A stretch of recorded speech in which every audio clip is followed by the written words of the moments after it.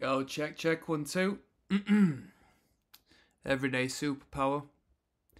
Yo, I'm gonna do something a little different for you today, okay? I tried doing this, or at least I did do this with a real dating clip from a television program, but unfortunately YouTube, and even though it is fair use for educational purposes, YouTube doesn't like me sort of going down that route, so it got copyright claimed and taken off, essentially. It was really good information though. So what I'm going to do is I'm going to be taking copyright free images such as the one before you, and we're going to be assessing what's going on. We're going to try and make sense out of what's going on.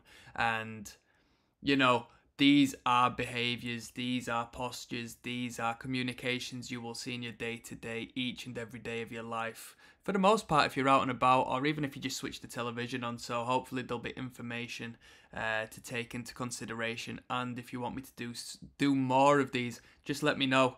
But if you do want to have access to the videos, me assessing in real time, observing in real time these real life communications and first time dates, what I would like you to do is just check out the link in the description of this video, and you'll be able to, really get to the real information, the real applicable information. So feel free to do so. Now, what we got before us is, of course, a copyright-free image, so no one should be taking this down. I want you to take into consideration, one moment. I want you to take into consideration the fact that this is probably a staged image, right? So in regards to that, there might be a little bit of posing going on, but that's still not going to change what we see before us. They're still going to feel some sort of way, subconsciously react and act in some sort of way. So we'll be able to see the discomfort, we'll still be able to assess it, observe it, comment on it, and anything else in between, right? So first and foremost, we've got two people engaging with each other here. First thing, we will have a look at how they are, bladed towards each other. So what we can see here, right? One moment. Bless me. So, as we can see, they're fully frontal, alright? They're facing each other. It's very intimate. What they've got to say must be between them. It's a relatively serious operation that's going on. Also, quiet. What can I say? As far as two men facing each other like this, it is verging on aggressive, all right, even though the faces of the individual might say otherwise, the actual words that are spoken might say otherwise. These two men are facing each other directly, even though they're sitting down, so it could be considered somewhat aggressive. Now, these two might not know about it, they might just want to engage, but inside of their spirit, their being, their primitive survival mechanism is gonna be a little bit overloaded right now, okay? Now let's have a look at what's going on. So the black fella here is presenting the palms, and the palms are facing upwards, right, which essentially is a sign of submission. What they're putting forward must be,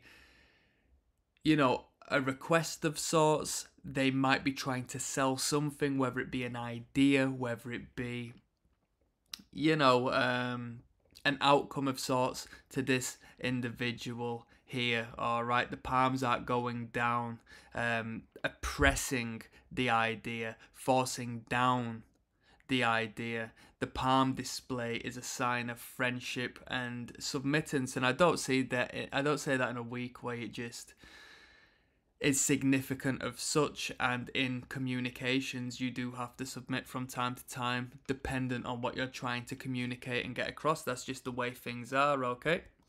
Now let's continue having a look. So they are facing each other fully frontal, but if you look here, we do have an obstruction of sorts, okay? So we do have a table in way, so there is a part concealment of what's going on, all right, which is giving some degree of defense between the both. Maybe if that edge wasn't there, it would be a little too intimate, and one may back off a little bit, you know, to ensure that there is a safe and secure distance between them, purely outside of their own conscious awareness. Maybe just because, you know, alarm bells will be ringing in their head, discomfort will be happening. As we know, we act on this unconscious, subconscious basis to escape any form of, you know, potential threat for our own health and safety. That's how we survive as a species, right? So let's keep it moving. What else have we got? If we have a look, the fella himself, right, is exposing a lot. He's exposing a lot. So he's exposing his groinal region. He's exposing the ventral side. And if you have a look here, which I think is quite good as far as business communications are concerned, he's not wearing a tie. He's not got his top button done. He's exposing his throat and, you know, a slight upper chest. So just by his collarbone. Now that is good communication in my world. I mean, it's debatable as far as the groinal display goes, but the fella is comfortable with this other guy. He's completely comfortable with him because he's not threatened that he's going to be attacked. He's exposing his arteries, his heart, his organs. He's exposing his genitals, you know, his extremities, that if he was under attack or if his brain was saying we need to survive here, we don't feel comfortable around this person, he would conceal.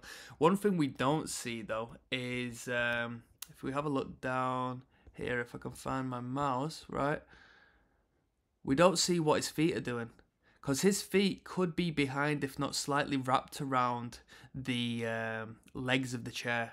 And that would be symbolic of restraint, okay? His feet would be telling a story that isn't being told from his upper half. His feet would be telling a more honest story, given that it's further away from the brain, hence more honest, out of sight, out of mind, right?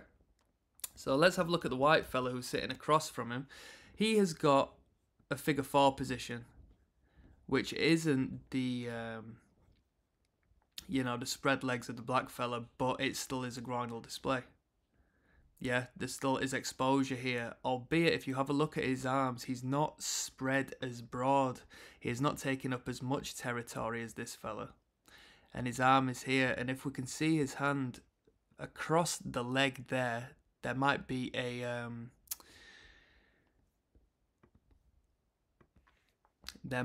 cleansing of the palm, alright? So when that is present, what that means is that there's a potential of sweating from the palm of the hand, brushes against the leg. What that then does as a byproduct of that is a stimulation of the nerve endings, not only within the leg but within the palm of the hand. So it's a self-soothing, pacifying behaviour, which you will catch quite regular if you are, you know, in your observation mode at that moment in time. And that's about it, really. I mean, we could go on to this fella. We could have a look at the direct contact here in regards to the eye contact. We could discuss the frames and so forth, but I'm just going to put this out as a little bit of a, what would you call it, a bit of a prototype to see if anybody's interested in further discussion. I mean, we could also get into the depths of what's been left upon this table here. So as you can see, as far as territorial behaviours are concerned, whose food is this? Who's taking up all of this space? Because somebody believes they have a right to do so by leaving all of that up on the table, right? Or is it a, you know, there's a lot of food there. Perhaps it's just a group situation where anybody can take what they want. But then you have to question who's taking what and how much of it they're taking. Yeah? Because that would be a showcase of what they believe they are worth as far as the workplace hierarchy is concerned. We've also got a load of food here as well, so it's probably an open day of sorts, like